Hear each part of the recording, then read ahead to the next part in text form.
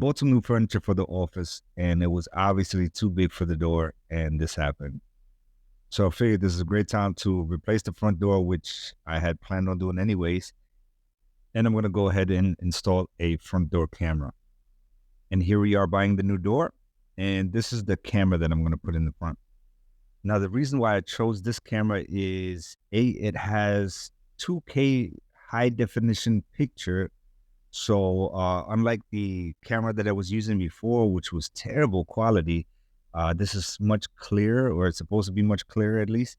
And another thing that I like, it comes with the option to store everything on the SD card. So instead of storing it online or storing it in a cloud, you just put the SD card in here and it stores all your video files on here.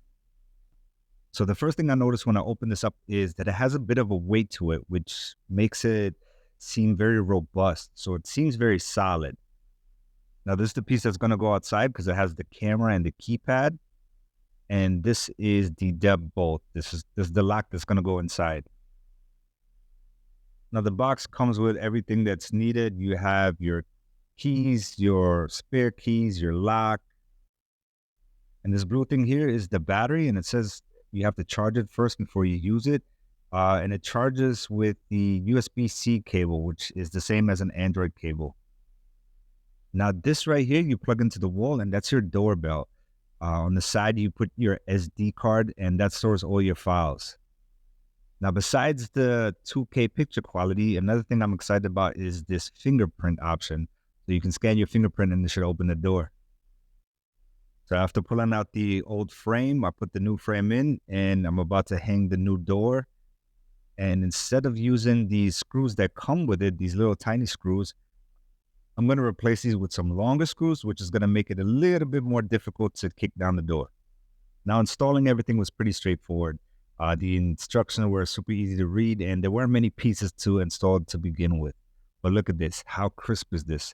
I really like this camera because, like I said, it's 2K and you can really see the detail.